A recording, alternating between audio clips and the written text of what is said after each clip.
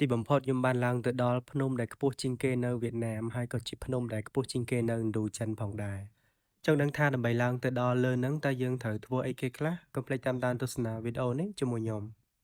តែមុននឹងឡើងភ្នំ Fansipan ហ្នឹងខ្ញុំចង់នាំបងប្អូនទាំងអស់គ្នាទៅធ្វើ activity មួយដែល activity ហ្នឹងក៏សប្បាយដែរនៅ Sapa ហើយគេពេញនិយមឲ្យទៅពីច្រើនគេទៅជិះអាហ្នឹងឯង អាហ្នឹងជាប្រភេទMountain Coaster បងប្អូនទាំងអស់គ្នានិយាយទៅតម្លៃសំបុត្រវាបើសិនជាយើងជិះមួយជុំដូចជាខ្ទង់7-8រៀលប៉ុន្តែបើយើងជិះ2ជុំអាហ្នឹងដូចជា10រៀលជាងតិចតួចនោះមើលតែផ្លូវនៅខាងក្រោមទៅដឹងហើយគឺផ្លូវវាក្វិចក្វៀនអញ្ចឹងណា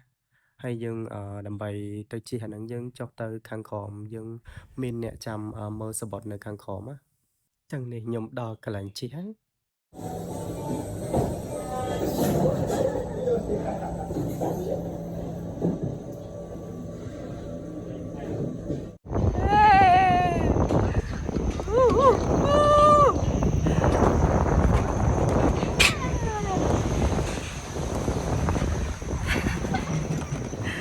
Oh my god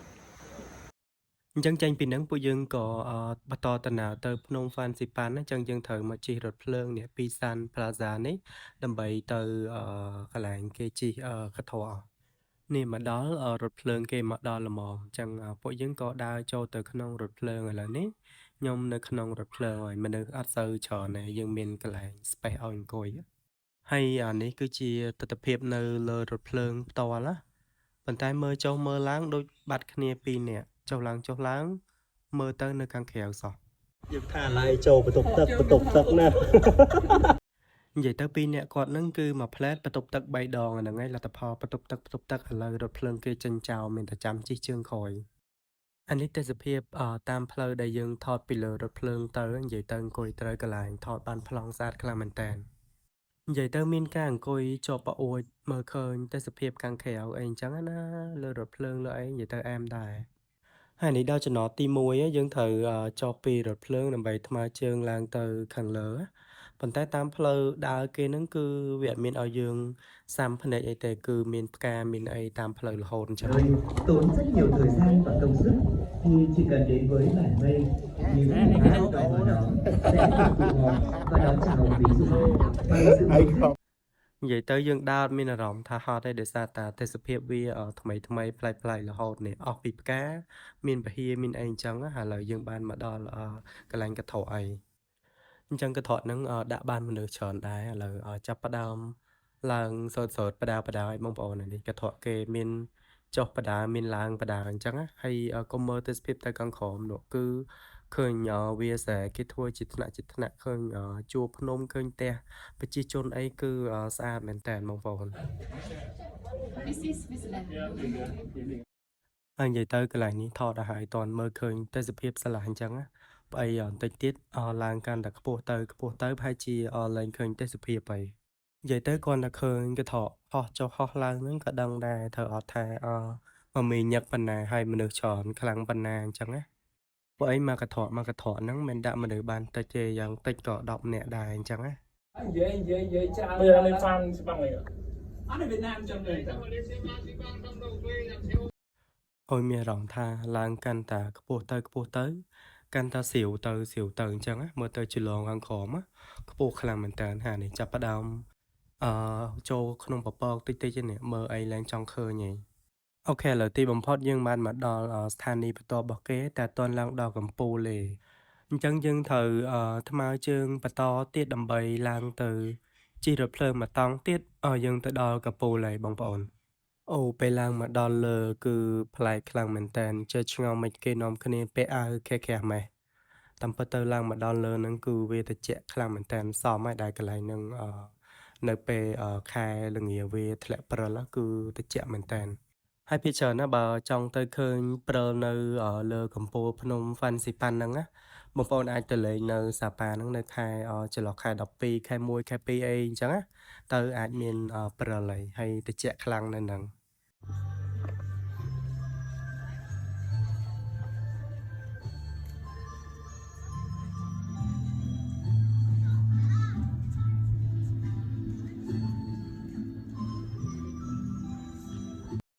ចឹងកន្លែងនេះកន្លែងជិះរថភ្លើងជើងចុងក្រោយដើម្បីឡើងទៅដល់កំពូលមនុស្សច្រើនមែនតើអ្នកតម្រង់ជួរឡើង3 4ជួរវែងខ្លាំងហ្មងណាចឹងមកដល់កន្លែងនេះយើងត្រូវជិះរថភ្លើងមួយចំណតទៀតដើម្បីឡើងទៅដល់កំពូលចាំជិះច្រើនខ្លាំងមែនតើ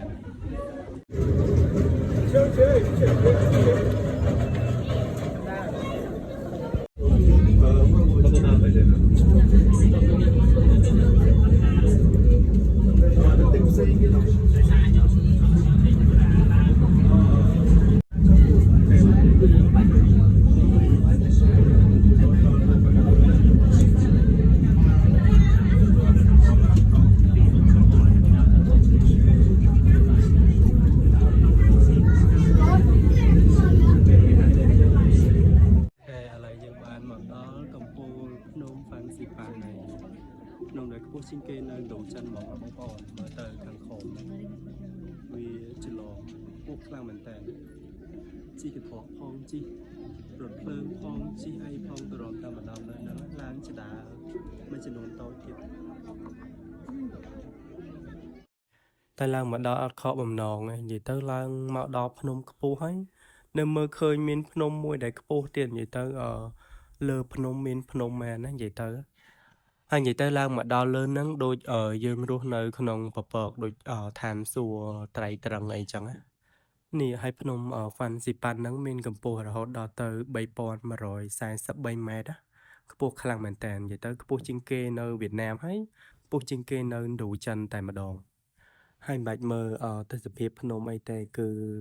ភ្នំហ្នឹងគឺវាកប់ពពកនៅក្នុងពពកហ្នឹងហ្មងមើលអត់ចង់ឃើញទេនិយាយទៅរៀងខកបំណងបន្តិចដែរដោយសារតាមនុស្សច្រើនពេករកកន្លែងប្លង់ថតរូបថតអីស្អាតអត់សូវបានទេនៅលើហ្នឹងមនុស្សវាឡើងច្រើនណែនណាន់តាន់តាប់ចឹងហ្មងណាដល់ពេលអញ្ចឹងទៅមនុស្សច្រើនពេកយើងអត់សូវចូលចិត្តការប្រកួតប្រជែងញ៉ាំមានតែមករកប្រពុតបធរប្រសងនេះវិញនេះចឹងដោយសារតែយើងបញ្ញាប់ទៅមកកន្លែងទៀតដល់អញ្ចឹងយើងក៏ធ្វើដំណើរចុះមកវិញជីកត្រកចុះអញ្ចឹងហើយកន្លែងនេះស្អាតដល់ដូចកន្លែងលាងភ្នំអីគេដុំថ្មឃុំសិនអ៊ូខុងអញ្ចឹងបើចង់ទៅឃើញព្រិលតកកអីហើយខ្ជិលជិះទៅអឺរ៉ុបទៅអីណាឆ្ងាយណាជិះទៅលេងសាប៉ាទៅភ្នំហ្វាន់ស៊ីប៉ាន់ហ្នឹងទៅទាំងអស់គ្នាអាចនឹងឃើញព្រិលខែ12ខែ1ខែ2អីអញ្ចឹងណាអញ្ចឹងវីដេអូរបស់ខ្ញុំនៅភ្នំហ្វាន់ស៊ីប៉ាន់ហ្នឹងមានតែប៉ុណ្្នឹងទេអរគុណច្រើនបងប្អូនទាំងអស់គ្នាដែលបានតាមដានទស្សនាវីដេអូមួយនេះរហូតដល់ចប់បាយបាយជួបគ្នាវីដេអូក្រោយៗទៀត